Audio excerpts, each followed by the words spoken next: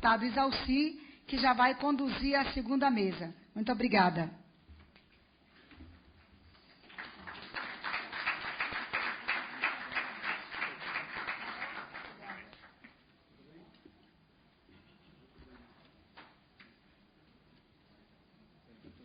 Oi, querido. Eu vou dar uma saída, mas...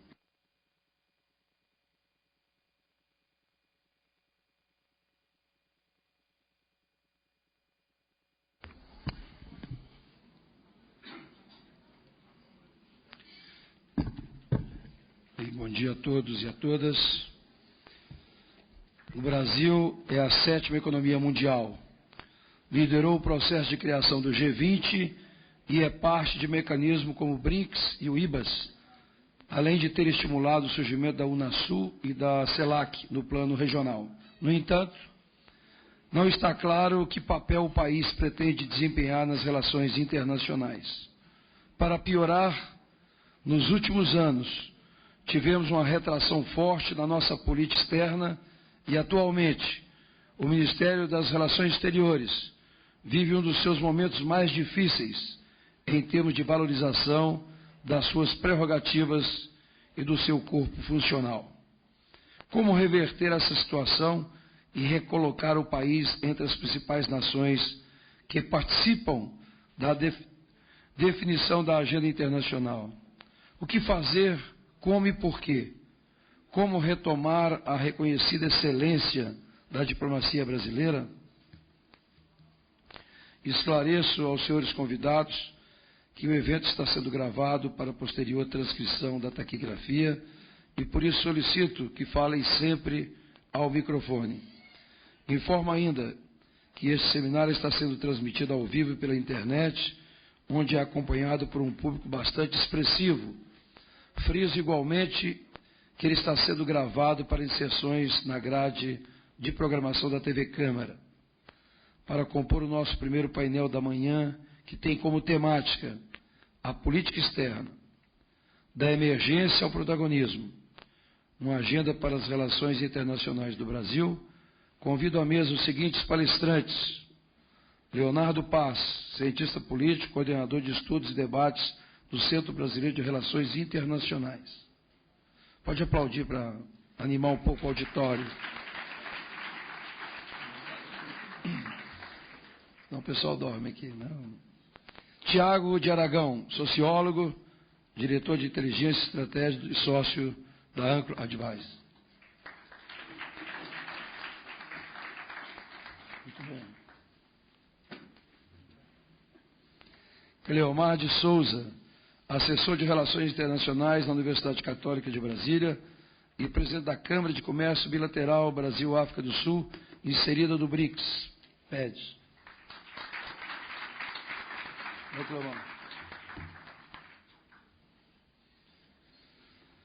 Oliver Stuckel, professor de Relações Internacionais da Fundação Getúlio Vargas e membro não residente do Global Public Policy, em Berlim.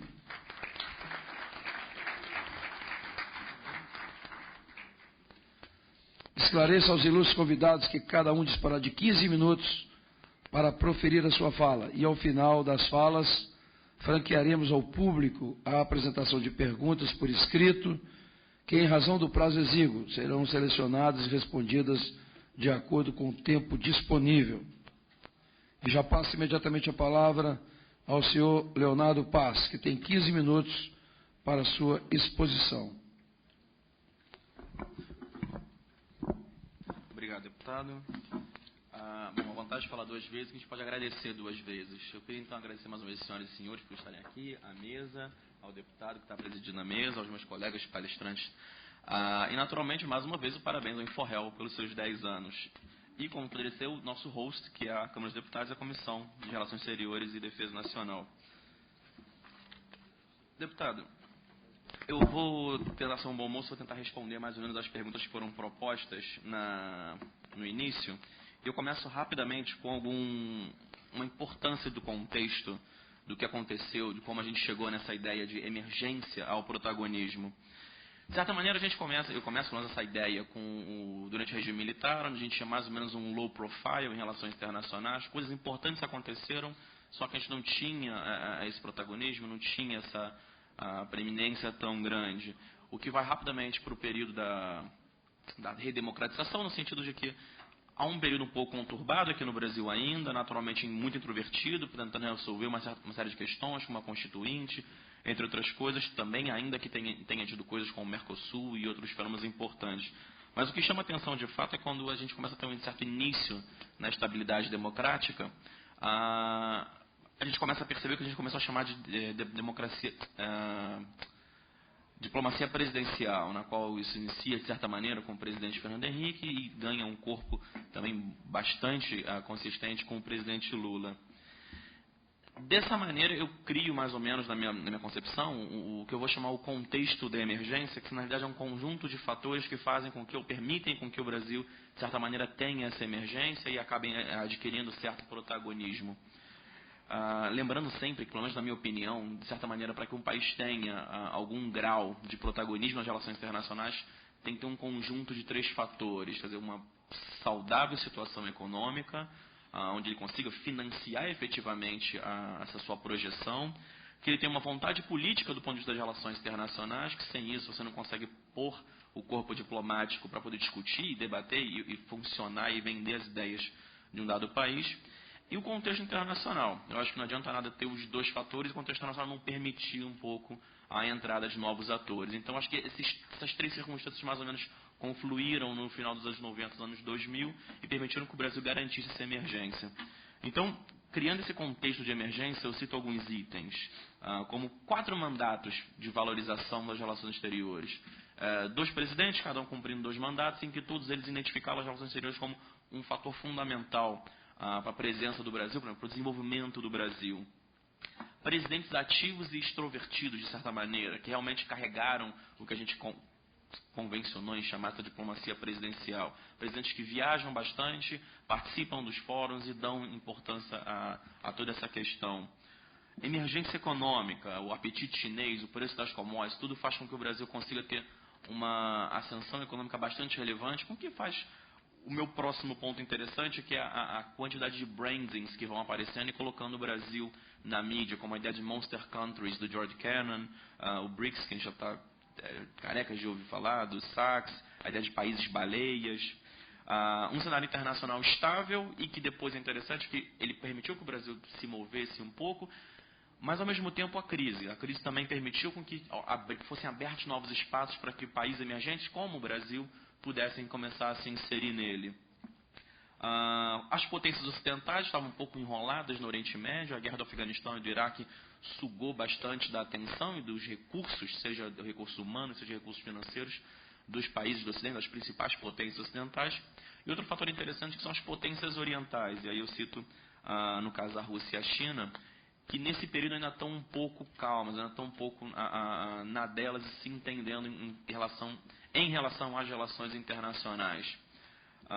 Esse cenário muda, coincidentemente ele muda mais ou menos no mesmo período em que muda a presidência no Brasil, que muda mais ou menos o governo, passa o governo do presidente Lula para o presidente Dilma, e aí acho que tem um certo momento de desvalorização, onde mais ou menos o texto introdutório dessa sessão explica.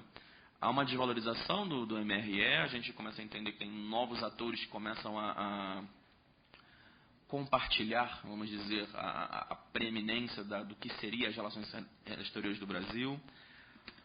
A presidente, depois de 2 presidentes bem ativos, bem extrovertidos, tem uma presidente que é um pouco mais passiva, um pouco mais introvertida nas questões nacionais. Há um certo esgotamento no modelo econômico, o preço das commodities começam a cair, isso faz com que nós tenhamos uma série de crises internas em relação a como andar com a economia brasileira. O cenário internacional passa por uma certa recuperação, essas potências exteriores que estavam em crise começam a se recuperar e começam a buscar mais uma vez esses nichos onde elas deixaram de atuar e abrir o espaço para esses países emergentes. As potências ocidentais, mais uma vez, que estavam comprometidas no Oriente Médio com todos os seus recursos, começam a também se desvencilhar dessas situações.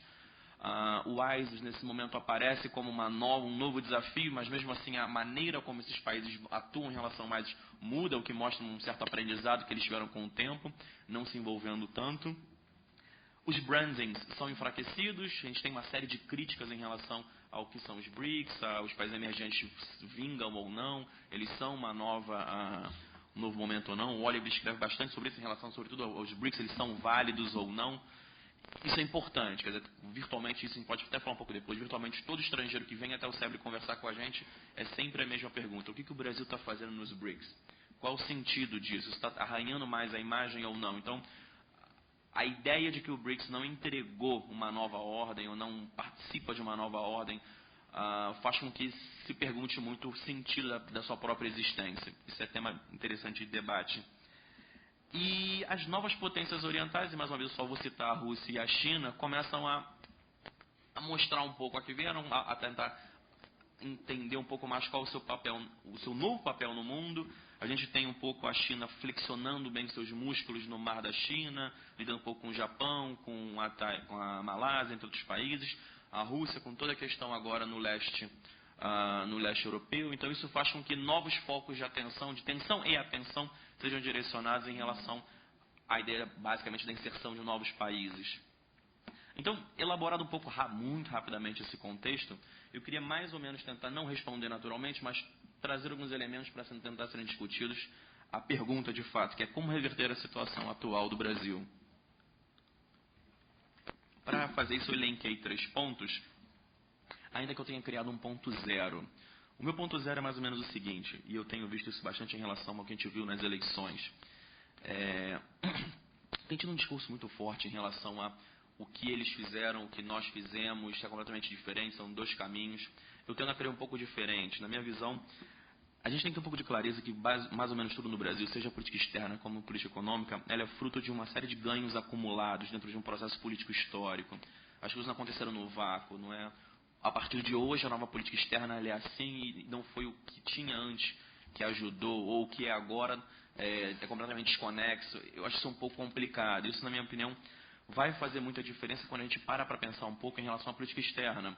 Então, essa discussão de política de Estado, isso é um pouco complexo. Então, a ideia, acho que a clareza que a gente tem que ter, que tudo no final das contas é produto de ganhos acumulados de todos os governos, seja do PSDB, seja do PT, seja dos que vieram anteriores, são fundamentais para poder entender o nosso lugar, o nosso caminho nesse momento.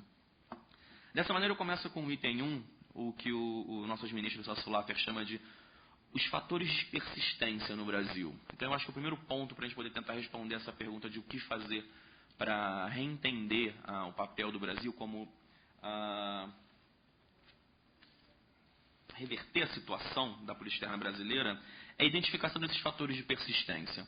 O ex-ministro elenca alguns, eu acho muito interessantes, que são mais ou menos óbvios, mas ter clareza dos fatores de persistência são fundamentais para entender quais são os princípios básicos do que deve ser a nossa atuação internacional. O primeiro deles, e mais ou menos óbvio, são os dados geográficos do Brasil. A gente está falando do tamanho, da população, da localização, enfim, do acesso a uma quantidade impressionante de recursos naturais, sobretudo nesse momento energético. Isso tudo dá um panorama interessante, até para colocar o Brasil como, por exemplo, de país-baleia. Segundo, contexto da vizinhança. E esse é fundamental, porque eu acho que é muito curioso que o Brasil, um país que divide fronteira com ao em torno de 10 países, tem uma presença bastante fundamental em função do seu tamanho, 50% do PIB, da população, do tamanho, entre outras coisas. E é impressionante como no Brasil a gente tem poucos especialistas em relação aos nossos vizinhos. A gente não conhece bem. Eu desafio aos senhores a identificarem 2 especialistas em Peru, por exemplo, 3 em Colômbia, talvez 4 em Argentina. Então, especialistas mesmo, o cara ou a senhora que estuda esse país, que entende desse país. Isso é muito ruim para o Brasil. A gente não tem essa cultura de country experts. Eu acho que é fundamental que a gente comece a repensar um pouco isso, até para conhecer a nossa própria vizinhança. 3. Desafio do desenvolvimento. A política externa, no final das contas, pelo menos na sua natureza última, ela é um vetor para o desenvolvimento do país. Então, entender ela como como ela pode lidar com um desafio quase que permanente do desenvolvimento brasileiro é fundamental. E um quinto elemento, não é do ministro Laffer, eu tive a ousadia de incluir mais um elemento que não é tão persistente quanto isso, mas na minha opinião começa a ser persistente a partir de pouco tempo e tende a ser, que é a inclusão dos princípios da política externa brasileira na Constituição brasileira. Isso não é muito comum entre vários países do mundo, mas é interessante para o Brasil, que dá uma sensação de clareza, de continuidade em relação a quais são os valores que o Brasil persiste, quais são os valores que o Brasil prega nas relações internacionais. Com isso eu vou para o item 2 da tentativa dessa resposta, que é identificar mais ou menos o que seria um Brazilian Way de promover política externa. E eu trago essa ideia de um evento que nós fizemos no SEBRE, junto com o Instituto Chatham House, que o nome era mais ou menos parecido, era o Brasil e o Mundo. Desafios e oportunidades. Um pouco diferente. Desafios e oportunidades. Na qual, uma das ideias era tentar discutir um pouco o que seria esse Brazilian Way. Quer dizer, há uma diferença. Em 2011, o Brasil estava ainda na crista da onda, ainda fazia um pouco sentido perguntar o que tem de diferente no Brasil. E para isso a gente tentou dimensionar naquele momento, acho que funcionou mais ou menos, a ideia de que é necessária a adequação ou pelo menos a garantia de um estilo diplomático, para que a gente possa garantir uma certa continuidade disso. E eu elenco algumas questões, como por exemplo, uma primeira dimensão de coerência. É extremamente necessário para esse estilo diplomático haver uma coerência dentro do discurso, dentro da ação. Segundo, fundamental, uma identidade. Naturalmente o brasileiro, isso faz sentido na medida que ele seja identificado com o próprio Brasil. 3. Pragmatismo e eficácia. Tem que ter clareza do que a gente quer e como chegar a esse ponto. 4. Razoavelmente polêmico. Um balanço entre a tradição e a mudança. Eu não estou advogando nesse momento a modificação de pilares como não intervenção, a preeminência dos direitos humanos e outras coisas, mas eu acho que uma coisa que tem sido muito discutida em relação à ideologização, à politização da política externa brasileira, eu acho que é um certo erro quando se critica muito isso. Não que eu acho que ela deva mudar diametralmente de um lado para o outro, mas eu acho que a política externa ela tem uma direção, ela tem os princípios, mas a abordagem que ela é feita, ela sempre vai ser política. Afinal, é política externa, então a política já está no nome. Se a gente sai completamente do que é agora para uma situação completamente liberal comercial, ficou ideologizado, mas para um outro lado. Então, a gente tem que ter clareza que existe política dentro da política externa, existem mudanças na abordagem, mas os princípios mais ou menos têm que ser os mesmos. Esses princípios, ou melhor, essa abordagem, ela também tem que respeitar não só a mais ou menos ao grupo político que está no poder, a maneira da condução, mas também tem que respeitar um pouco sobre o contexto internacional. A clareza de que, por exemplo, no final das contas, hoje a gente tem um framework que organiza a ideia de segurança coletiva, a participação de vários países dentro da resolução de conflitos, a necessidade de quando se tem uma tragédia humanitária no dado país de agir ou não agir. Eu acho que é uma série de princípios, é uma série de valores que estão sendo repensados internacionalmente e os princípios brasileiros um pouco podem engessar a atuação brasileira. Eu acho que é interessante repensar um pouco, não advogo nenhum lado nem outro, mas acho que é interessante que o Brasil repense um pouco como é que a gente pode adaptar a condução desses princípios, mantendo os princípios no norte, para nos adequar às relações internacionais, ao contexto internacional dos outros países, para que nós não sejamos uma ilha eventualmente retrógrada dentro de uma situação de progresso. Quinto item, uma racionalha e um discurso. É necessário que o estilo diplomático tenha uma racionalha e um discurso, uma maneira de se expressar, e aí eu falo uma coisa que eu gosto muito, que o Oliver diz, que a necessidade de um capital intelectual, para que a gente possa gerenciar, criar essas ideias e expor essas ideias para o ambiente internacional, para que as pessoas possam entender a gente. E por último, um item que eu não sei bem como é que a gente pode incluí-lo, mas é também a identificar as ferramentas pelas quais a gente vai promover esse estilo diplomático. Eu elenco nesse caso, no caso do Brasil muito especificamente, a ideia do soft power. Como o Brasil pode implementar o soft power? Seja através da cooperação sul-sul, seja através da participação de eventos internacionais, seja uma proposta, por exemplo, da ex-candidata a presidente Marina, da criação de um instituto, não sei exatamente qual seria o nome, mas como se fosse a Aliança Francesa, o Instituto Goethe, que, enfim, promove a língua portuguesa fora do país, enfim, uma ideia de promover efetivamente a cultura brasileira. Então, acho que o soft power é uma ferramenta interessante no caso do Brasil, no momento que a gente tem certas limitações na projeção de poder do hard power. Passo para o terceiro tema, terceiro ponto para tentar responder essa questão, que seria ajuste na forma e nos temas, de como a política externa brasileira poderia ser conduzida. O primeiro item desse ponto seria o estabelecimento de alguns consensos gerais. Eu acho que isso é bastante fundamental no Brasil, porque, como eu disse, política externa, e como todo mundo mais ou menos fala, é uma política de Estado, é uma política que ela não deve sobreviver apenas um ciclo eleitoral de 4 anos, mas sim uma continuidade de algumas dezenas de anos. Então, eu acho que é necessário que haja, de certa maneira, um consenso político dentro das elites políticas do país, as elites sociais do país que pensam em termos de relações internacionais em relação a, número 1, muito importante, qual é o endgame? Qual é o nosso objetivo efetivo? E eu vou evitar usar um pouco a palavra estratégia nesse momento, porque no final das contas, estratégico virou sinônimo de importante. Então não é o que eu quero advogar. Eu quero advogar qual é o real objetivo do Brasil? O que nós queremos? E acho que esse endgame tem que sair de tem que ser fruto de um consenso entre a comunidade epistêmica que pensa em relações internacionais no Brasil, seja político, seja business, seja academia e entre outros grupos. 2. Qual é o papel que o Brasil quer ocupar no mundo e na região? Isso é bastante fundamental também. Se a gente começa um processo político de integração, entre muitas aspas, de liderança na região, e entra um novo governo e acha que isso não faz o menor sentido e retroage tudo, que papel que a gente passa para o mundo? Então a gente tem que ter muita clareza também, num consenso, para o único consenso das forças que pensam em relações internacionais, a identificação de que no final das contas a gente tem que ter clareza em relação ao nosso papel.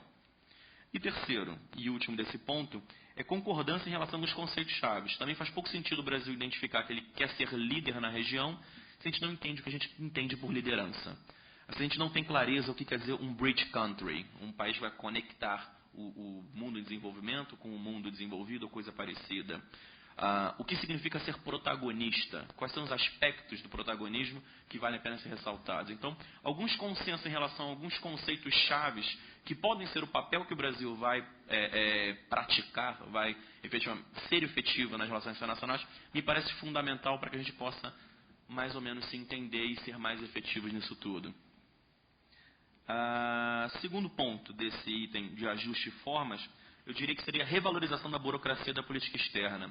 E aí eu acho interessante chamar a atenção que eu chamo de um MRE, um Ministério 2.1, na medida que, na minha opinião, o 2.0 chegou nessa diplomacia presidencial do presidente Fernando Henrique e do presidente Lula. Eu acho que o 2.1 seria um pequeno salto à frente nessa revitalização, no qual esse MRL seria autônomo. Ele tem que ter autonomia, de certa maneira, ficar isolado de certas disputas políticas paroquiais, locais, e, de certa maneira, também um pouco isolado de algum personalismo presidencial.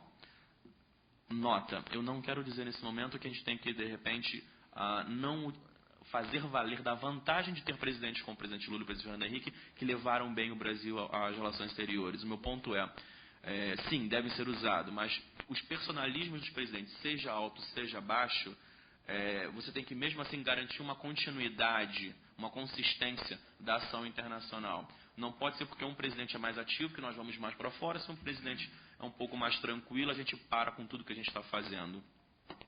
2. Ativismo. É interessante que o Brasil seja muito ativo e cada vez mais ativo, mas nos seus campos de competência, dentro dos campos que nós elejamos que sejam que nós tenhamos aqui a contribuir. 3. Previsibilidade, no sentido de saber manejar expectativas, tanto domésticas quanto externas. O que os outros esperam da gente, o que nós esperamos da gente, tem que ser bem manejado em relação pelo Itamaraty. 4. E aí eu acho que é um dos mais importantes, que na minha opinião é um dos mais recentes, é a acessibilidade. O Ministério das Relações Exteriores ele tem que ser acessível à população brasileira, tem que ser acessível à sociedade civil. Já há uma iniciativa do GRRI de tentar criar um conselho, um órgão consultivo, ou alguma coisa que o valha, que eu acho que é interessante desde que seja consultivo. Eu acho que o MRL tem que, como eu disse antes na abertura, o Brasil hoje passa a ter cada vez mais um corpo impressionante de pessoas que estudam e entendem relações internacionais. Você não tinha isso há 20 anos atrás. Hoje você tem centenas e centenas de estudantes entrando no mercado, criando ideias, trazendo novidades, e esse tempo tem que ser, esse conhecimento tem que ser utilizado.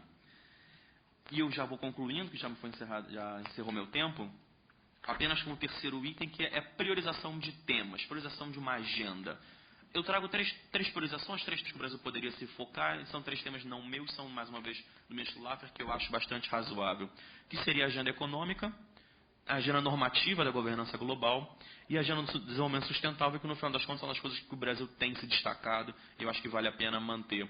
E, deputado, eu encerro com duas observações, de certa maneira, onde a primeira é quase que um apelo efetivo. O Brasil, de certa maneira, ele já atingiu uma certa estatura, um certo status nas relações internacionais. E esse é o tipo de coisa onde retroceder não é uma opção. Isso não funciona. Então, eu acho que a gente tem que entender onde a gente está e só pode ir para frente. A gente pode, como eu disse, eleger temas e focar nesses temas, mas retroceder eu acho que não é uma opção. E um segundo ponto, que eu acho também que é fundamental, e eu tiro essa inspiração num artigo de opinião que eu li no Globo desse domingo, do Roberto Teixeira da Costa, onde ele chama atenção para a necessidade de haver um certo consenso no Brasil, mais do que consenso, um voto de confiança na nova política econômica. Ele está se referindo à política econômica, à crise econômica que, na opinião dele, o Brasil tem no Brasil hoje, e que a gente deve deixar um pouco a disputa de lado e entender que agora está na hora de todos nós nos unirmos atrás, seja lá do governo de plantão que esteja, e tentar lidar com isso. Eu acho que mais ou menos o mesmo funciona em relação à política externa. Eu acho que nesse momento não dá para cada ação do governo brasileiro nós façamos um conjunto de críticas pela crítica, nós importemos uma série de críticas de fora do país e simplesmente reproduzimos aqui quase que em tempo real. Eu acho que está no momento onde a política externa precisa um pouco de apoio da sociedade, no sentido de entender um pouco o que está acontecendo, o motivo pelo qual a política externa ela é conduzida dessa maneira, e não simplesmente importando críticas, como por exemplo foi no caso da questão do Irã. Concorde ou discorde, não faço juízo de valor. O que eu acho interessante é que nos Estados Unidos foi muito criticado, mas a África do Sul, a Turquia, obviamente, a Índia, as elites políticas acharam interessante o papel do Brasil. Então eu acho que é interessante que o Brasil precisa um pouco mais vestir um pouco mais a camisa do Brasil no que tange política externa, defender mais o seu próprio país nesse sentido, entendendo o que ele está falando, enfim, e fazer críticas, não deixar de fazer críticas nunca, mas críticas construtivas e não simplesmente deletérias. Obrigado, deputado.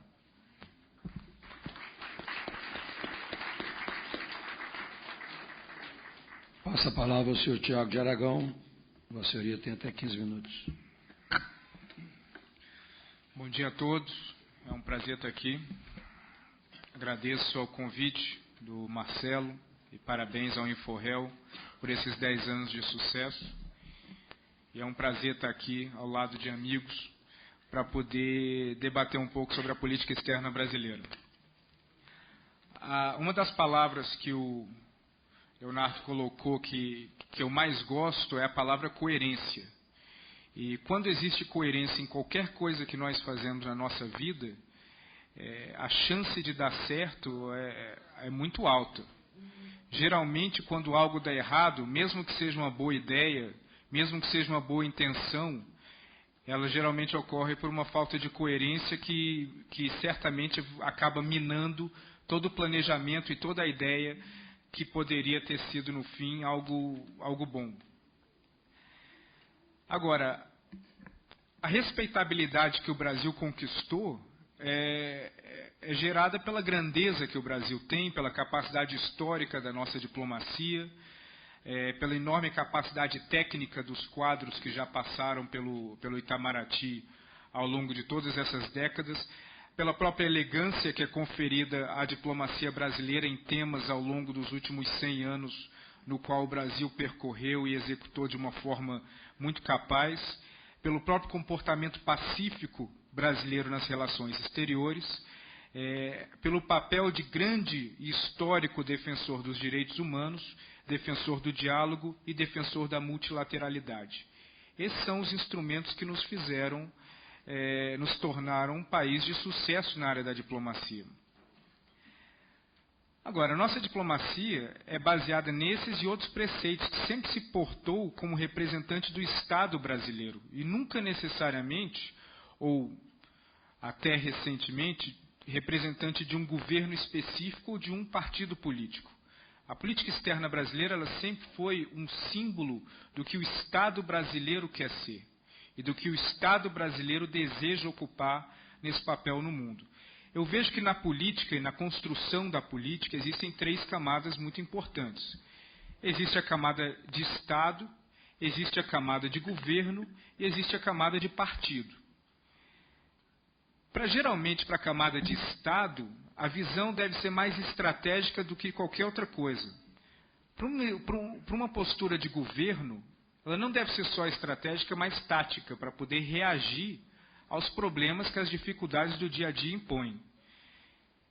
E nas políticas de partido, além de estratégica e tática, também aí você inclui afinidade. São os desejos que políticas de partido buscam para se aproximar de um ou de outro lado baseado nas suas ideologias. Eu vejo um problema quando a construção da política externa de um país, especialmente como o Brasil, cruza essas categorias. E cruza que os interesses de Estado acabam sendo não só relacionados a uma estratégia previamente estabelecida, mas muitas vezes a uma afinidade desenvolvida num curto espaço de tempo. Também me preocupa quando uma política externa ela acaba sendo muito mais o desejo de um governo que se sobrepõe a um Estado e acaba reagindo e agindo taticamente, ou seja, de curto e curtíssimo prazo, do que necessariamente de longo prazo.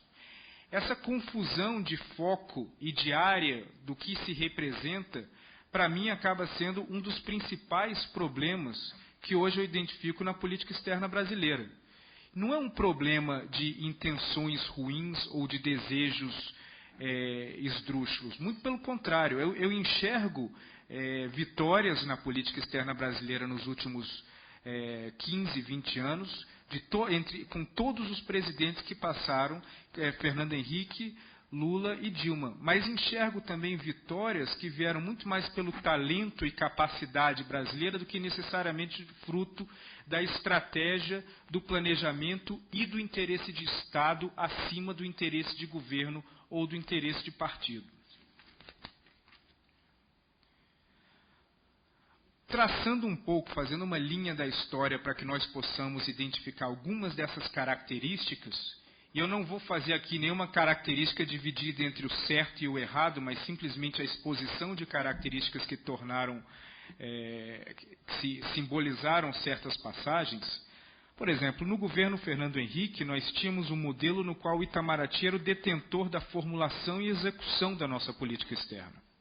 A autonomia era quase total, não total, mas quase total, e não havia, ou se houvesse, era pouca, competição interna entre os órgãos e instituições brasileiras para a execução desta projeção brasileira.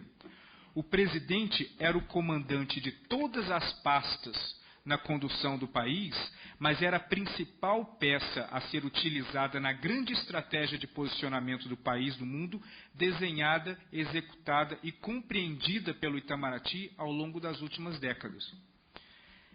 Dentro desses objetivos, alguns ficaram muito claros e muitos deles permanecem até hoje, como a busca pelo assento permanente no Conselho de Segurança da ONU. Isso não foi algo que foi inventado ontem, não é um desejo recente. Isso é um desejo desde o momento que o Brasil decidiu mandar 25 mil soldados para lutar na Itália em nome da liberdade e da democracia. A integração regional, acordos de livre comércio e negociações comerciais multilaterais também faziam parte da nossa agenda desde, não só na época do governo Fernando Henrique, mas antes disso também.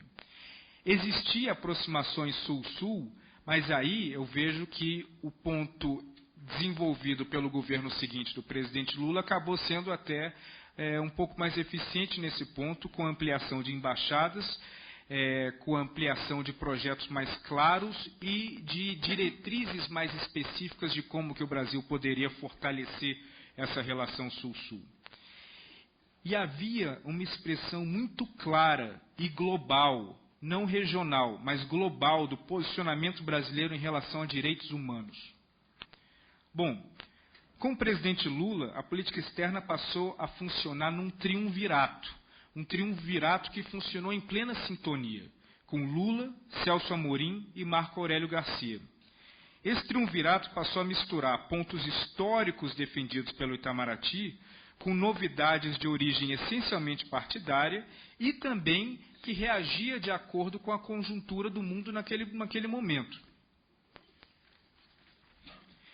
Esse triunvirato passou a contar com o interesse particular do presidente Lula, em busca de um protagonismo internacional a partir de seu envolvimento direto. Naturalmente, isso foi bem recebido pela comunidade internacional, pois estava em sintonia com um momento onde o Brasil estava bem e crescendo economicamente e na área de desenvolvimento social. Logo, o exemplo brasileiro de sucesso naquele momento fazia sentido por meio da reflexão internacional feita por meio do presidente Lula e da construção lógica dessa exposição do Brasil por meio desse triunvirato. No entanto, esse sucesso, ele diretamente ou indiretamente fortalecia paulatinamente uma visão de partido sobre a condução da política externa, onde o protagonismo do Itamaraty estava ancorado na boa relação entre Celso Amorim, Lula e Marco Aurélio Garcia. A força do Itamaraty naquele momento dependia muito da qualidade pessoal e da relação pessoal que o Celso Amorim tinha nessa formulação, nesse triângulo de formulação de política externa. Agora, à medida que a política de partido se fortalecia naquele momento, a política e a força do Itamaraty como instituição dona da formulação e da execução e com o papel de agregar outras instituições do governo e da sociedade civil passou a diminuir. Bom, naturalmente algumas contradições passaram a emergir, principalmente no campo dos direitos humanos. E a busca por um assento permanente no Conselho de Segurança passou a ser buscado por meio de inserções do Brasil em negociações não ortodoxas, que eu não vou entrar no mérito se estavam corretas ou não, e não necessariamente por exemplos que o Brasil sempre deu nas áreas dos direitos humanos, da multilateralidade e da integração. O Brasil sempre conseguiu demonstrar que era um ator viável e necessário numa reforma do Conselho de Segurança da ONU como membro permanente, a partir de seus exemplos, e não a partir de inserções em negociações ou em ambientes políticos onde necessariamente não correspondiam aos exemplos que o Brasil vinha dando naquele mesmo momento. Logo, reforça o que eu falei no começo da minha apresentação. O problema da falta de coerência, independente das intenções terem sido boas ou não, ou daquele fato específico ter sido positivo ou não. Ainda no governo Lula, dentro dessa estratégia de ampliação de poder por meio da presença física do Estado brasileiro, por meio de embaixadas, etc., aporte financeiro envolvendo um ator que ganhou um protagonismo grande na formulação de política externa, que é o BNDES, e participação em fóruns internacionais, outros atores da política nacional passaram a ter um poder de formulação externa de grande força. O MDIC, o BNDES, como mencionado, e o próprio Ministério da Defesa, a partir do momento que a noção de desenvolvimento do Ministério da Defesa passou a ser atrelado com a noção de desenvolvimento tecnológico, num dos grandes acertos que ocorreram ao longo dos últimos governos.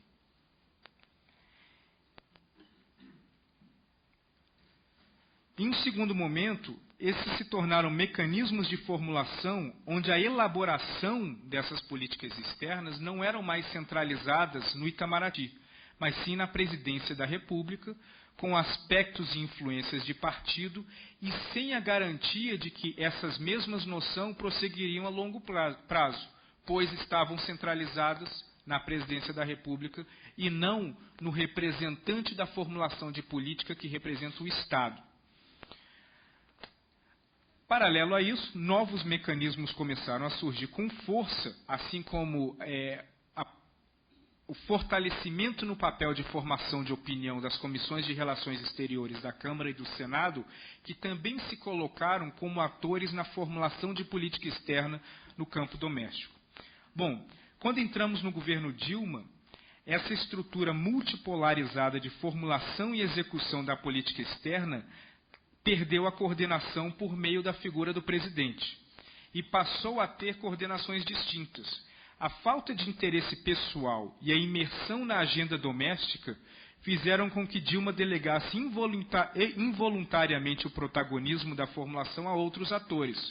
Então, se dentro de uma base que pode ser considerado por alguns como sucesso e por outros como fracasso, essa centralização da execução foi retirada de dentro do Itamaraty e colocada dentro da presidência, nós passamos a depender do interesse particular do indivíduo que lá está. A partir do momento que esse interesse particular some, é difícil fazer a regressão e fazer a volta para onde estava originalmente, porque aí outros atores ganharam poder e abrir mão disso se torna muito mais complicado. O Itamaraty, naturalmente, voltou a recuperar parte de uma autonomia perdida, no entanto, sem o interesse particular da presidente. Se anteriormente o Itamaraty desenhava essas estratégias, essa formulação, e utilizava a figura do presidente como principal veículo de demonstração e execução dessas políticas desenhadas, hoje isso perdeu um pouco o valor, por conta de uma agenda diferente que a atual presidente possui. Marco Aurélio Garcia manteve sua autonomia, no entanto, restrita ao campo latino-americano e mais vinculado a posturas e interpretações de mundo do partido, que também não vou entrar no mérito se estão corretas ou não, do que necessariamente das posturas e interpretações a partir do interesse do Estado brasileiro, no qual, historicamente, fazia parte dentro do Itamaraty. A vice-presidência também passou a ter uma grande relevância, principalmente nos temas de alto nível com Rússia e China, assim como outros atores já citados, o BNDES, o MDIC, etc. Logo percebemos que o não envolvimento da presidente na política externa como item de prioridade, aliado ao fato de não termos uma agenda de interesses comum e de interesses de Estado, baseado na mistura entre política externa de Estado, política externa de governo e política externa de partido, levou naturalmente a uma queda de nosso protagonismo. E não necessariamente porque não temos hoje os instrumentos para executar tal protagonismo, mas porque há uma falta de coesão e uma falta de coerência interna dentro de como que nós podemos expressar essa agenda de interesses do Brasil na política externa. Essa queda é avaliada de tal forma, principalmente após os ensaios de protagonismo global dos últimos anos, que não chegaram necessariamente a funcionar dentro do espaço que o Brasil desejava. Entre vários pontos, destaco alguns como caminho para o Brasil voltar nesse trilho de protagonismo. Agora, como concordo muito com os pontos levantados pelo Leonardo, eu vou tentar entrar menos no campo conceitual e mais no campo prático, a partir já que não quero cruzar os campos conceituais, porque eu estou bastante de acordo com os deles. Agora, manter a diversificação das parcerias comerciais, abrindo os mercados, mas com foco em investimento externo direto, é algo que o Brasil vem fazendo, agora com uma variação muito grande, baseado nos momentos no qual estamos vivendo e baseado nos interesses do atual governo em se envolver ou não em certa medida.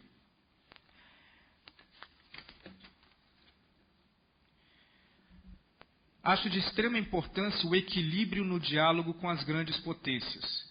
A relevância do Brasil não pode inibir nosso diálogo a partir de uma interpretação de simpatia ou de antipatia. O Brasil não pode mais entrar nesse nível de debate onde a nossa aproximação com o país A ou com o país B se dá por nossa interpretação de bondade ou maldade daquele país. Nós somos um país mais forte, além disso. Nosso relacionamento deve ser sempre pragmático e observando sempre os preceitos básicos que o Brasil historicamente defendeu, tais como, e principalmente ressalto, algo que foi sempre uma característica da política externa brasileira, a defesa uniforme e global dos direitos humanos. Não direitos humanos que funcionam no país A, mas não são necessariamente aplicados no país B. O peso comercial, econômico e cultural da relação com os Estados Unidos, para citar um exemplo, torna imprescindível a fluidez do diálogo e a relação com temas de importância no mundo. Se nós temos o interesse de fazer parte do assento permanente do Conselho de Segurança, o nosso debate deve ser fluido com os Estados Unidos, com a Rússia, com a China e com quem quer que seja, a partir da visão de que nós estamos debatendo hoje no mesmo nível, e não no nível de repressão ou no nível de pedir a participação nesse fórum de Conselho de Segurança a partir de uma relação de amizade ou não com esses atores. Agora, sempre mais importante também olharmos a nossa própria vizinhança. A reorganização do Mercosul é algo vital, é crítico para que o Brasil passe a funcionar, e não só funcionar baseado nos nossos interesses comerciais e domésticos, mas também de mostrar ao mundo que nós temos uma capacidade de gerir, reorganizar e reinventar um bloco onde hoje perde credibilidade perante o mundo de uma forma quase que diária. No auge do bom momento vivido pelo Brasil, no crescimento econômico, desenvolvimento social, alto índice de exportação, o Brasil autorizou informalmente que o Mercosul ultrapassasse seu papel comercial e ingressasse no perigoso ambiente de bloco semipolítico. Isso mina a credibilidade e gera dúvidas sobre a capacidade operacional do bloco. A partir do momento que o momento não é mais tão favorável como era, o retorno de deixar de ser um bloco semipolítico para voltar a ser um bloco comercial é algo extremamente difícil de fazer. Então o Mercosul tem trazido mais problemas do que soluções, apesar de ainda ser vital para o país, e deve visar alguns pontos de uma forma emergencial, como acelerar o acordo com a União Europeia e encerrar imediatamente a aplicação de barreiras não tarifárias por nosso vizinho, assim como ser explícito com o tratamento à Venezuela, que deve ser técnico e não semitécnico ou semipolítico. Deve-se exigir da Venezuela, a partir do momento que ela faz parte do Mercosul, o cumprimento das cláusulas de adequação ao bloco e de seus produtos, de uma forma sine qua non. Para finalizar, eu diria que a atuação do Brasil em missões de paz e postura de direitos humanos são um excelente mecanismo onde o sucesso brasileiro já é comprovado. Antes de recuperar o discurso de ingresso como membro permanente no Conselho de Segurança, o Brasil deve reforçar o rol das razões para tal. O Brasil deve ampliar o portfólio de eventos no qual seja capaz de atuar na construção e preservação da paz, de atuação na segurança coletiva internacional, como estruturador de instituições democráticas e apostando também na cooperação técnica para a implantação de instituições jurídicas e de segurança para estados frágeis e estados falidos. Se o Brasil vier a fazer isso de uma forma bem feita, naturalmente a nossa linha de argumentação vai se fortalecer perante os objetivos que nós queremos fazer. Bom, para finalizar, a parte dos direitos humanos eu acho que é algo crítico, histórico, e é uma bandeira que o Brasil sempre foi um dos donos no mundo. Foi uma bandeira que sempre o Brasil mostrou o seu poder no mundo. Interesses partidários e ideológicos não podem criar uma área cinza em um tema que é binário. Ou existe ou não existe direitos humanos. Não existe uma interpretação, uma zona cinza que varia de país A para país B. Nós temos tudo no Brasil. Nós temos as razões, as ambições, as instituições, os instrumentos e as mentes brilhantes para que nossa política externa esteja sempre à frente do país que nós queremos. Defendo uma política externa de interesse de Estado, planejada, de longo prazo, com elementos bem definidos e que representem o país que nós queremos ter. Então, encerrando aqui, já que eu vi que passei bem do meu tempo, eu acredito que o Brasil ele tem quase tudo pronto hoje para que nós possamos ocupar um espaço de protagonismo em diversos temas de relevância. Nós não queremos abraçar todos os itens, nós não precisamos ser os principais atores em 10, 15, 20 categorias diferentes. Nós precisamos ser muito bons naqueles temas que historicamente nós defendemos com muito zelo e com muita força dentro das tradições democráticas do país. Então, eu acredito que um pouco de coerência e um pouco de organização o fortalecimento da nossa política externa como política de Estado é o que falta para que o Brasil dê esse salto necessário de ocupação de um papel de maior relevância. Obrigado.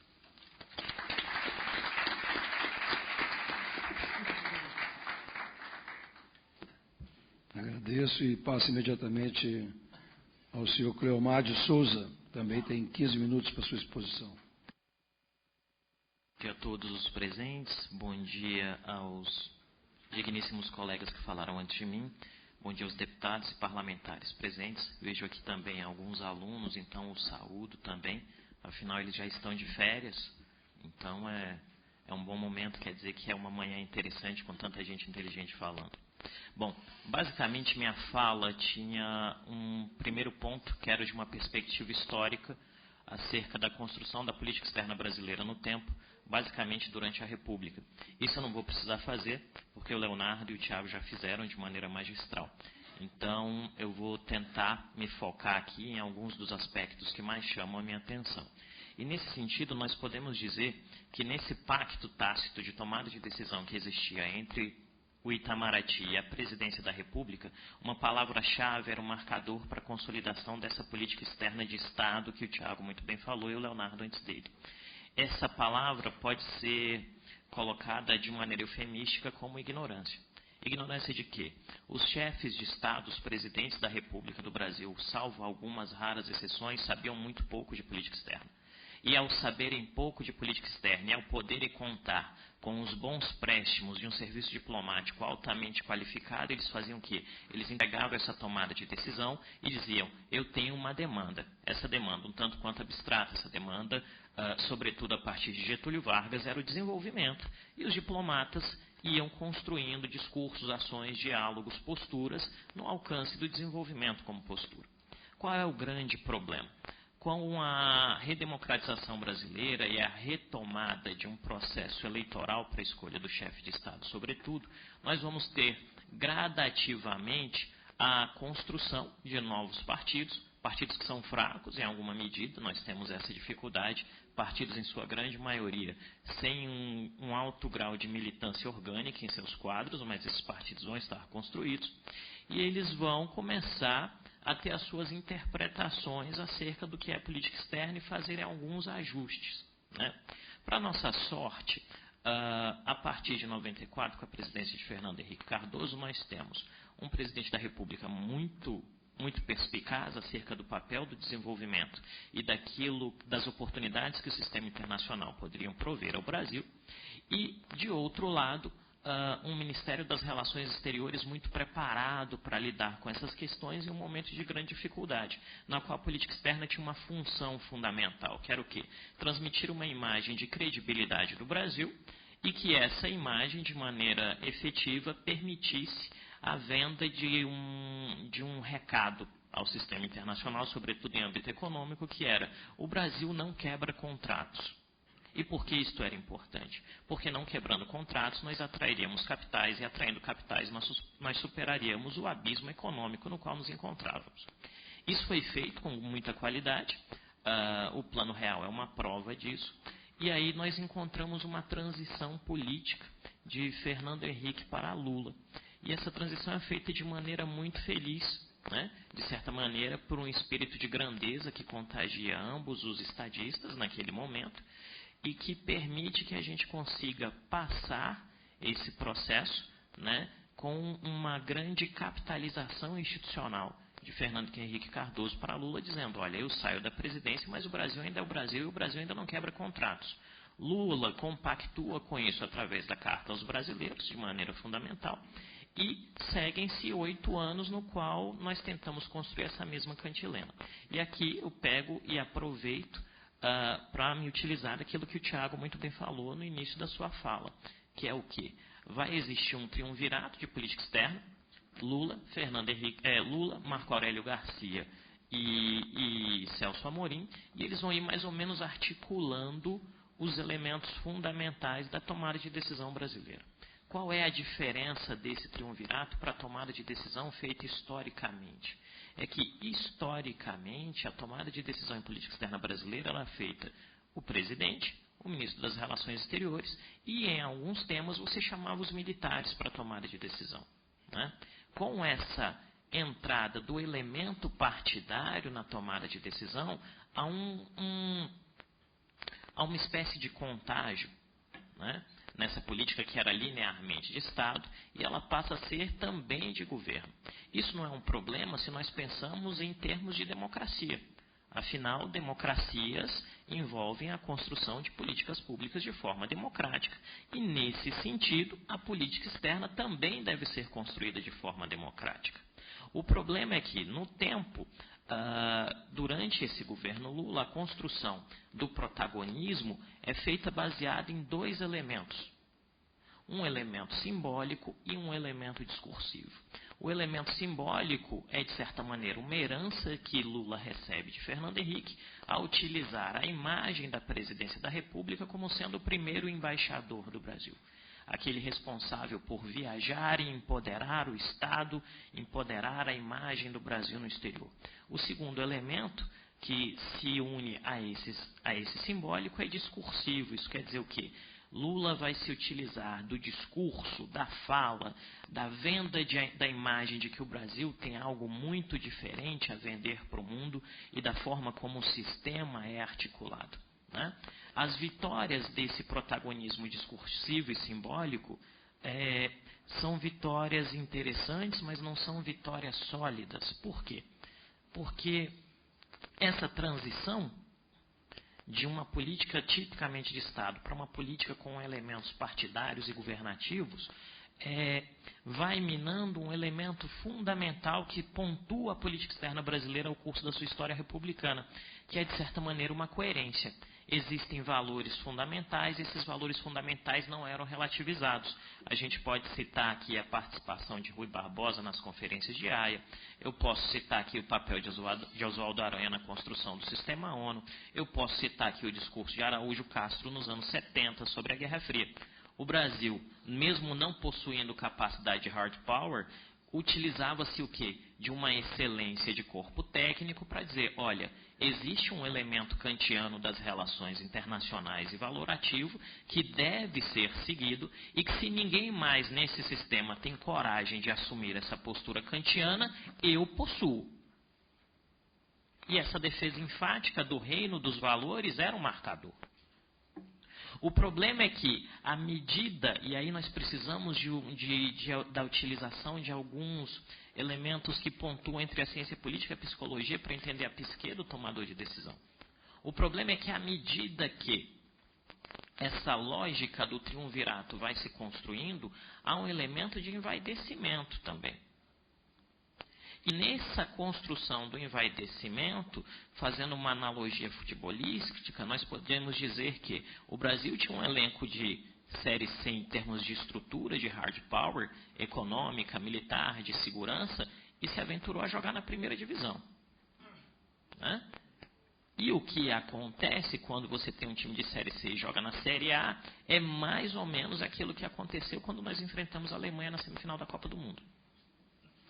E basicamente, isso me traz muita dor no coração, tá, de fazer essa analogia. Eu quero deixar isso muito claro. E basicamente o que nós tivemos é que ao final do governo Lula e na chegada do governo Dilma nós temos um problema. Qual é esse problema? O Itamaraty é esvaziado. Por quê? Porque o triunvirato era dependente de relações pessoais e não de institucionalização de um processo. Não existia de maneira clara um comitê ou um conselho que pensasse a política externa brasileira de maneira democrática. De outro lado, o segundo problema, e aqui eu não estou dizendo se é certo, se é errado, se é bom ou é ruim, estou dizendo que é um problema em termos de análise. O segundo problema, Dilma não é Lula.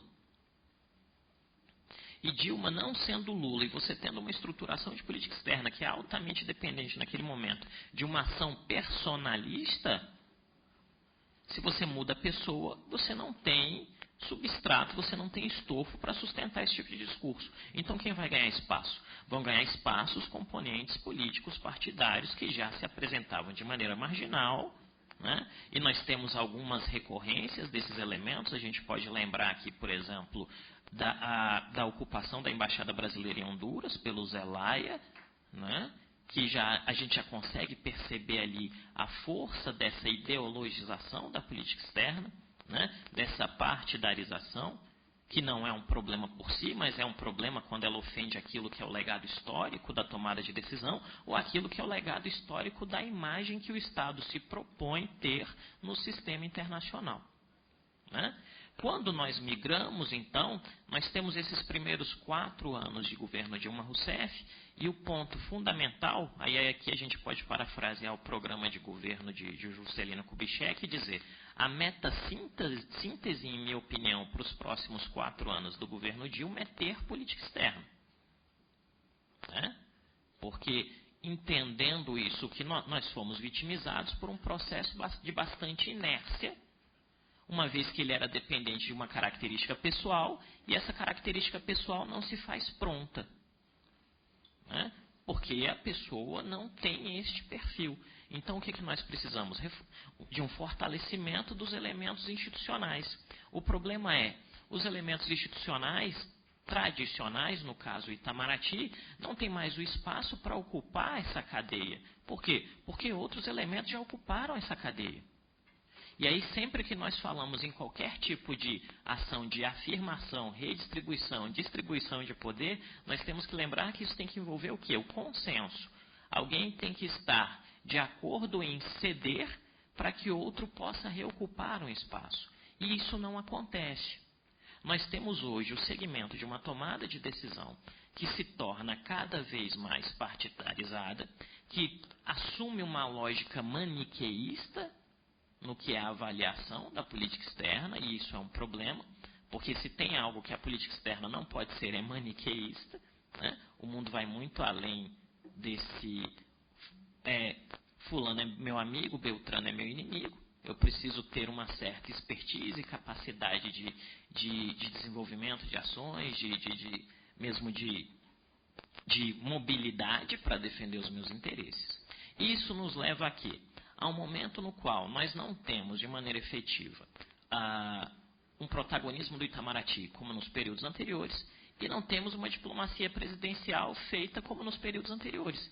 Então nós estamos órfãos. Né? E esta orfandade em termos de política externa nos leva a quê?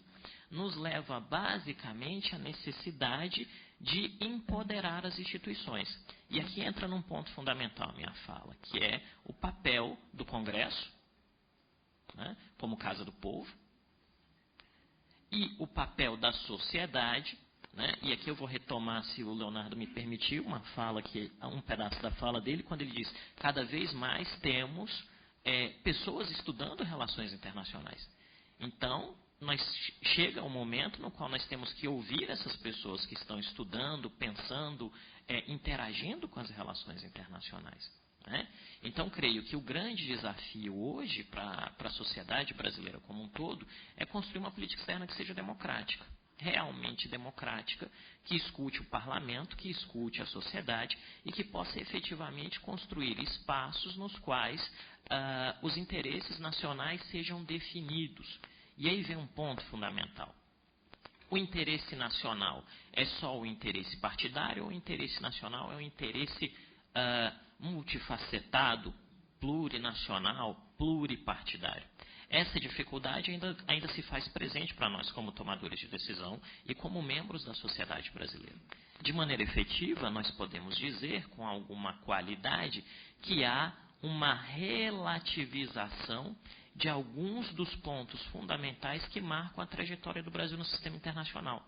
E aqui eu vou fazer uma analogia àquilo que o Tiago acabou de dizer. É como se nós tivéssemos construído algumas zonas cinzas na nossa tomada de decisão, dizendo, olha, isso aqui vale para A, mas para B não vale, que é o meu amigo. Né? E isso traz um problema. E qual é esse problema? Eu gosto muito da teoria cognitiva das relações internacionais e da percepção das imagens que nós projetamos ao outro. Isso explica fundamentalmente o que nós somos, aonde queremos chegar e se os outros vão permitir que a gente chegue lá. E de maneira fundamental, essas zonas acinzentadas têm gerado o quê? Uma espécie de embarreiramento para o empoderamento das nossas agendas.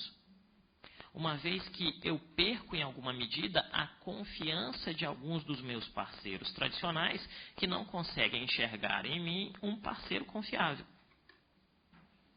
Porque uma coisa é, por exemplo, Araújo Castro ir à Assembleia Geral das Nações Unidas nos anos 70 e dizer que o jogo do Brasil não é o jogo da Guerra Fria. Outra coisa é o Estado brasileiro flexibilizar a entrada de um ator em um determinado organismo multilateral, quando esse ator, de maneira clara, desrespeita o que vem a ser democracia, direitos humanos e uma série de outros elementos, porque ele é meu amigo. Né? E isso tem um efeito muito sério. Isso tem um efeito muito sério no longo curso, isso tem um efeito muito sério no longo prazo, porque vende a ideia de que eu não sou um ator que se robustece à medida que eu defino o que quero. Mais do que isso, eu diria até. Vende a ideia de que eu não sei o que eu quero, porque eu estou a meio caminho. E é esse meio caminho entre as ações que alguns dos seus amigos tomam e as ações que alguns outros, que você também quer dizer que são seus amigos, tomam, te deixa refém de quê? Refém dos amigos e não da própria vontade dos seus tomadores de decisão.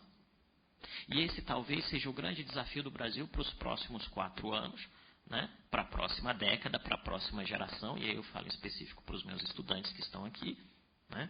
Nós precisamos construir uma identidade. O que somos, o que queremos, para onde vamos. E isso vai envolver, eu acho que meu tempo acabou, né? Isso vai envolver necessariamente o repensar de algumas agendas.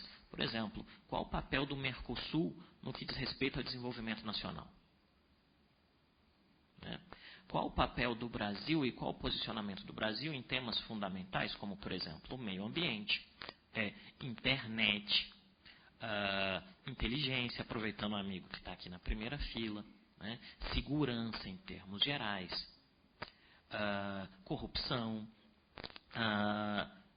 tráfico de drogas. É preciso que nós construamos essas agendas de maneira fundamentalmente democrática e, para isso, essas agendas terão que ter, sim, o seu componente partidário, isso é importante, afinal nós somos uma democracia, né? Mas é fundamental que essa agenda também se consolide em termos de que existem valores dos quais nós não abrimos mão. E isso passa não só pelo empoderamento da agenda de política externa, mas pelo próprio empoderamento da agenda da democracia brasileira. E aí é impossível falarmos de democracia, né, sem pensarmos democracia como uma grande ação de conciliação. E aqui, para finalizar, eu acredito que a construção desses valores de política externa pode fundamentalmente ser um marcador para a construção de consenso em um momento em que o Brasil é tão dividido. Nós podemos, através das lições históricas que a diplomacia brasileira e que a política externa brasileira nos dão, utilizar deste espaço, deste momento, para construir uma agenda que efetivamente nos permita o quê? Pensar quais são os nossos valores fundamentais, quais são as agendas que nós não devemos abrir mão, e a partir do consenso nessas agendas, cada grupo político partidário pode fazer aquilo que melhor lhe convier. Mas é fundamentalmente importante que nós entendamos que, sobretudo, é melhor ter uma democracia, uma política externa democrática do que qualquer outro tipo de alternativa. Bom, é isso. Muito obrigado. Bom dia.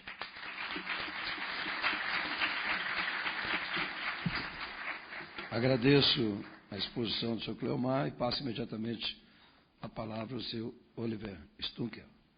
Vossa Senhoria tem até 15 minutos. Obrigado, deputado Marcelo. Félix, obrigado pelo convite.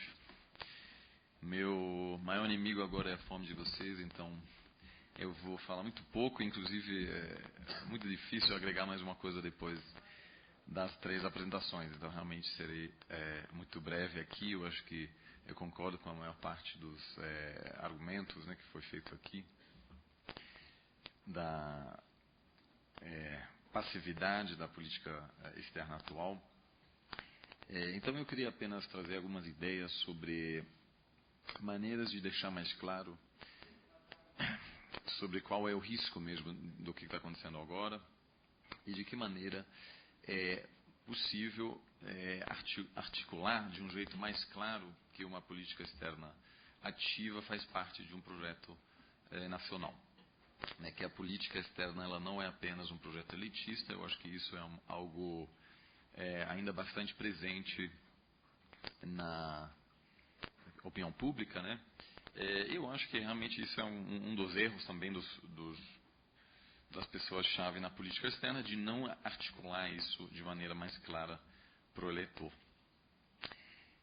Para iniciar, eu queria dizer, a gente vive hoje num mundo unipolar, mas a gente não vive no mundo unipolar por questões econômicas ou questões militares. A economia global ela é totalmente unipolar. A China acabou de superar os Estados Unidos como principal economia em termos de purchasing power parity. Ela superará em termos nominais os Estados Unidos como principal economia nos próximos anos.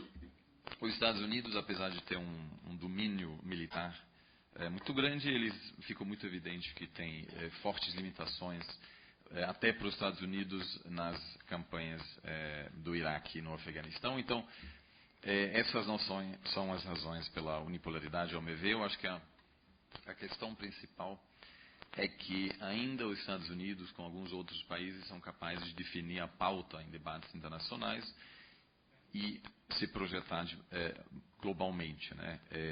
Eu acho que o que é definir a agenda global? É o resultado de conseguir desenvolver, legitimar e advogar um tema político específico, né?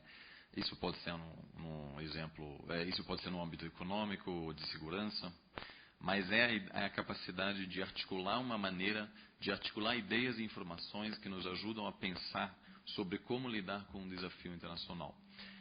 E aqui apenas 3 exemplos, isso poderiam ser qualquer outros, mas a questão da Ucrânia, do Estado Islâmico e da Ebola, por exemplo, são 3 desafios grandes internacionais. E quando a gente olha quais são realmente as estratégias que nós temos à disposição para lidar com aquilo, isso realmente são ideias, estratégias principalmente desenvolvidas na Europa ou nos Estados Unidos.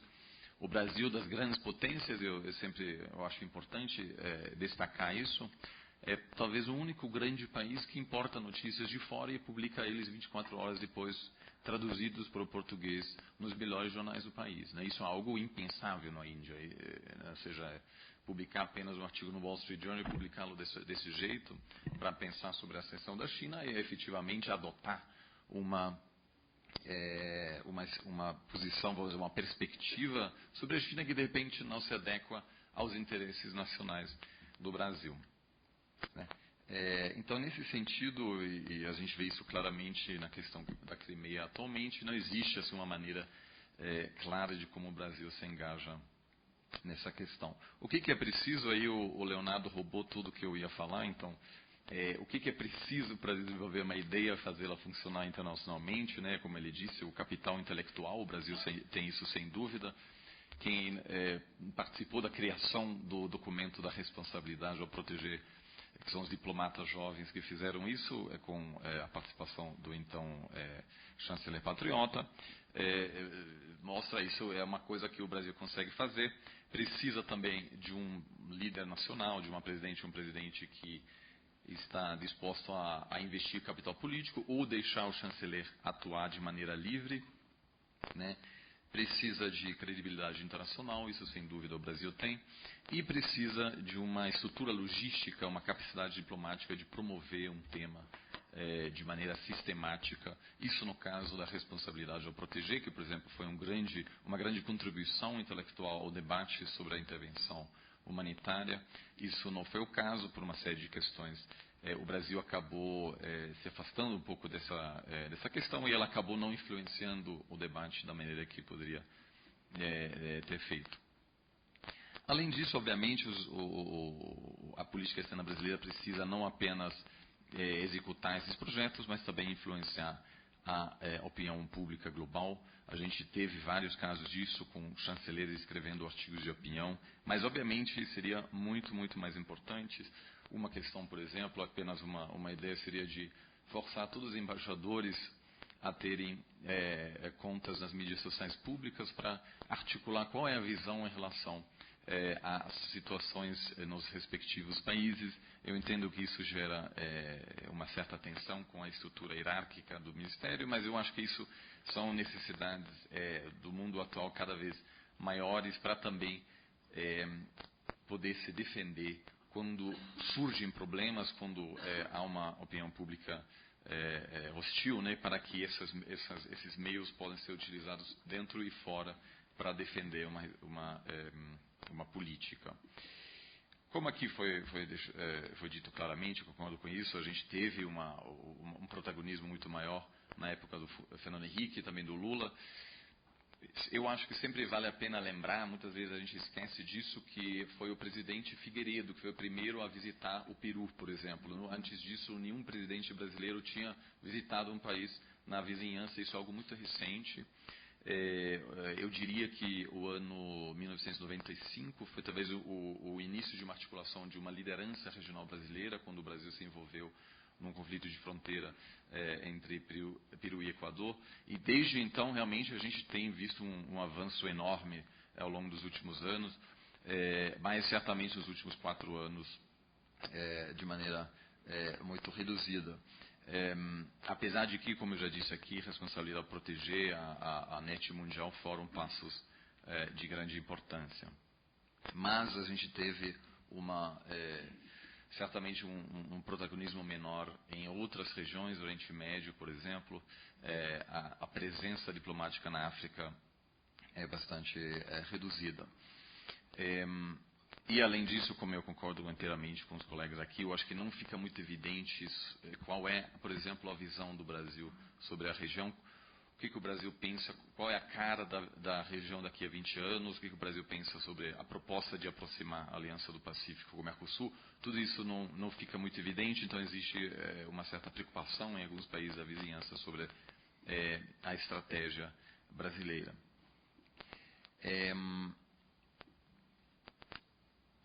Agora, obviamente, existe uma crítica de que deveriam ser países estabelecidos que têm um cacife para lidar com questões complexas internacionais, e o Brasil deveria deixar essas questões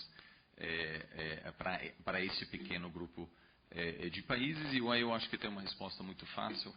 Os últimos 20 anos mostram que as estruturas atuais e os atores estabelecidos não conseguem lidar com os principais desafios internacionais que nós enfrentamos. Isso ficou muito evidente nas questões do clima, na questão da instabilidade financeira, na questão dos Estados falidos. A proposta de como lidar com Estados falidos que emanam algum tipo de ameaça ainda é uma resposta essencialmente americana, né, de lidar com aquilo, e não existem, nós não temos um debate global assim, com o envolvimento de outros atores que poderiam propor outras propostas. Então, isso é uma questão, vamos dizer, não é uma questão de interesse nacional brasileiro, mas uma questão mais de responsabilidade global, sem uma participação ativa do Brasil no debate internacional sobre a mudança do clima, por exemplo, a humanidade não conseguirá lidar com aquilo. A mesma questão, e de novo aqui repetindo o que os meus colegas disseram, uma política externa ativa, ela afeta diretamente os interesses nacionais do Brasil. Participar, por exemplo, ou seja, garantir a democracia no Paraguai é crucial para a segurança energética do Brasil. Avançar com a integração regional é importante para combater o tráfico de armas, segurança, etc. Mas aí isso é uma questão importante que eu gostaria de dizer aqui. Eu acho importante ir além das fronteiras.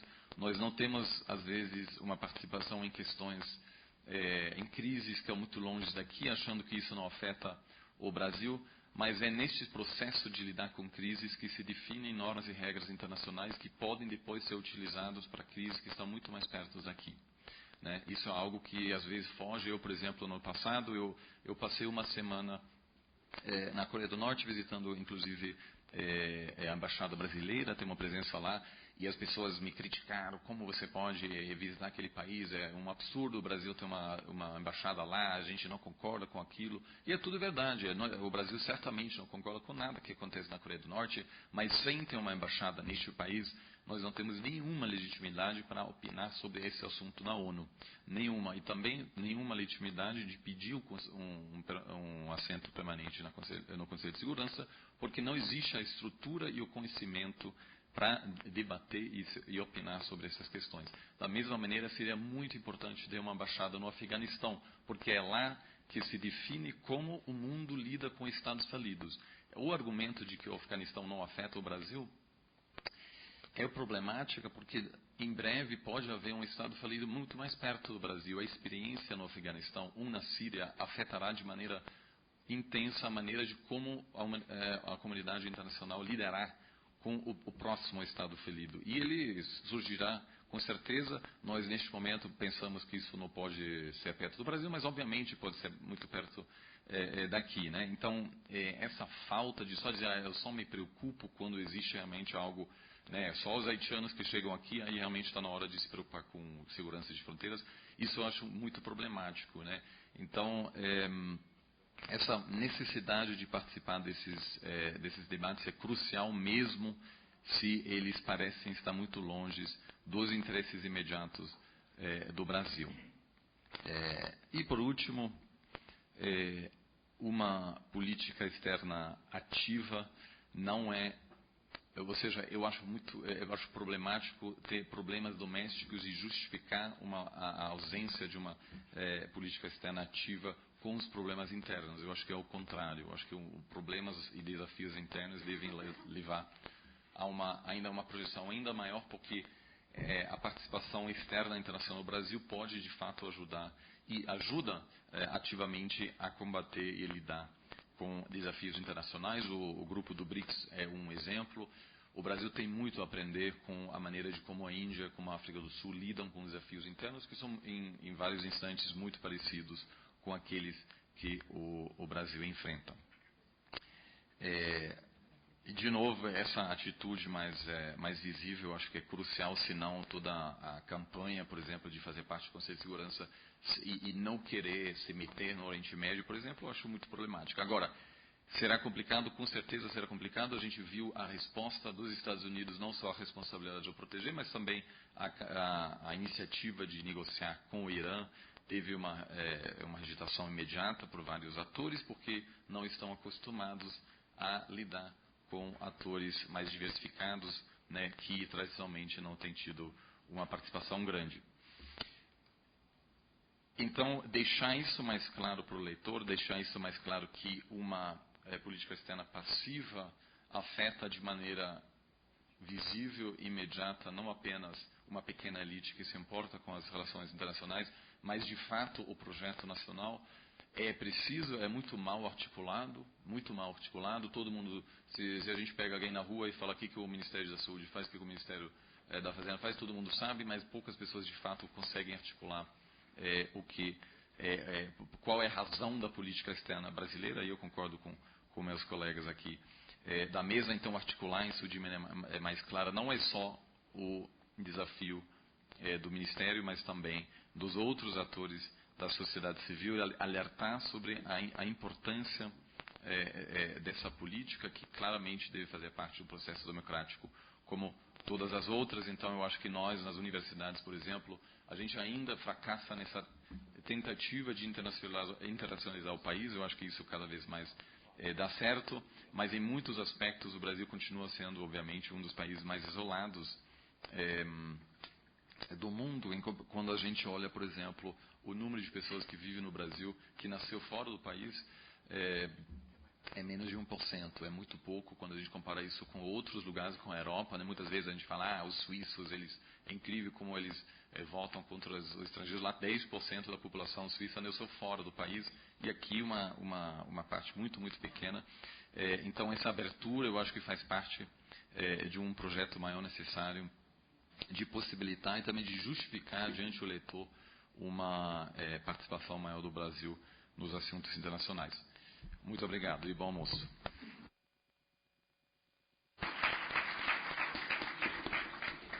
Agradeço, senhor Oliver. E, bem, como nós temos uma programação extensa no período da tarde, e as perguntas devem ser por escrito, eu gostaria que todos que têm alguma questão, alguma pergunta, que encaminhasse para a mesa, e, posteriormente, os nossos expositores darão depois a resposta. Mas eu vou abrir, pelo menos, uma pergunta para cada um dos expositores, de uma forma bastante objetiva, para que a gente possa liberar o pessoal para o almoço, né? Porque logo em seguida nós temos aqui. Mas eu já queria aproveitar aqui que eu estou fazendo a intermediação aqui, eu queria fazer uma Uma pergunta para qualquer, depois, quando for responder, que pudesse também. Eu assisti ontem, no plenário, o discurso de alguns deputados que estiveram agora nos Estados Unidos. E vi um discurso muito no sentido de que existe até algumas dificuldades financeiras em alguns países, até de pagar o aluguel. E também, como a gente participa bem aqui, estou participando da CPMI da Petrobras, e a gente está vendo algumas questões com a Holanda, o caso específico do SBM, e também agora com a Bolsa de Valores de Nova York, fazendo essa auditoria da Petrobras. Como é que vocês estão conduzindo esse processo? Eu estou sentindo que a coisa está muito pior do que eu imaginava, mas gostaria de algum comentário com relação ao que está acontecendo neste momento, com relação, principalmente, à questão da Petrobras e essas questões que foram levantadas pelo deputado. Mas antes, eu queria receber, se alguém quiser fazer alguma pergunta, pelo menos uma para cada um, para a gente possa encerrar e ir para o almoço para retornar às 14h30. Alguém tem alguma pergunta? Pois não, é só apertar o... Eu gostaria, meu nome é Beatriz, sou de Belo Horizonte. Eu gostaria de perguntar para o Tiago a respeito sobre a relação do ativismo brasileiro nos fóruns internacionais versus a competência que o país tem em determinados temas. Um exemplo que eu dou é sobre como o Brasil tem tentado se protagonizar na questão de segurança, segurança, sendo que no tema de segurança, inteligência, não é um tema que o Brasil domina e que tem referência para tentar se relacionar, se protagonizar perante países que têm essa força. Bom, obrigado pela pergunta. O campo de inteligência e de segurança, ele é dividido em certas categorias. O Brasil é um dos países que provavelmente possuem indivíduos tão brilhantes como a maioria dos países no mundo em relação à percepção e estudo de inteligência, de estratégia e de segurança. Agora, para que essas capacidades, para que essas possibilidades, esses talentos possam exercer ao máximo suas capacidades, eles necessitam de todo um apoio estrutural do governo e necessitam também de que isso se torne parte de uma agenda prioritária do governo. No Brasil, em outros países do mundo, inteligência é um elemento chave, um elemento crítico como coleta de informação para a formulação de política externa, de política econômica, de políticas de direitos humanos, seja lá qual for. Agora, no Brasil, não é visto dessa forma. Ainda carregamos um peso da época militar de que a inteligência ela é muito mais vista como algo interno de repressão do que necessariamente de compreensão, além das informações abertas, do que está ocorrendo no mundo dentro dos temas de nossos interesses. Então, por exemplo, na área de cibersegurança, nós tínhamos até pouquíssimo tempo atrás uma figura dentro da presidência da República chamado Rafael Mandarino, que é um dos maiores conhecedores de cibersegurança que o Brasil provavelmente já teve. Agora, se a sua capacidade de executar até certo ponto é limitada pela falta de interesse, falta de estrutura ou falta de inserção desse tema na agenda prioritária, aí é outro problema. O Brasil é um país onde não basta um tema estar entre os top 10 de prioridade, porque aqui é um país onde incêndios acontecem todos os dias. Então, todos os dias, novos temas ingressam em primeiro, em segundo, em terceiro lugar das nossas prioridades, relegando outros temas que não são vistos como emergenciais para segundo plano. E aí o flanco fica aberto para quando ocorre alguma coisa de magnitude maior, como foi o que ocorreu em relação à NSA no ano passado. Agora, o problema no Brasil não é a falta de conhecimento do setor, nem a falta de pessoas qualificadas no setor. É a falta de inserção desse tópico como elemento-chave na formulação de política doméstica, de política externa, de política financeira, de política educacional, seja o que for. Porque inteligência não é algo... aí existe uma interpretação muito leiga sobre o que é inteligência. É uma interpretação de que inteligência é ligado à espionagem, à repressão, não é nada disso. A inteligência nada mais é do que um trato sofisticado na informação, na coleta dessa informação, para que essa traga uma vantagem para a nossa formulação de políticas. Se o Brasil não tem essa percepção de inteligência, é um problema, de novo, de organização, de categorização e um problema de planejamento. A partir do momento que nós tivermos esse tipo de planejamento, vejo como que invariavelmente a inteligência vai fazer parte central das nossas, como formulador de nossas políticas. Mais alguma? Oi. No meu caso, eu queria fazer, não é nem bem uma pergunta, mas mais uma provocação, mais para a CRE, né? Primeiro, eu fiquei bem feliz em ouvir sobre direitos humanos aqui, porque sempre que a gente fala em deveres e responsabilidades do Brasil no âmbito da política externa, direitos humanos é pouco destacado, né?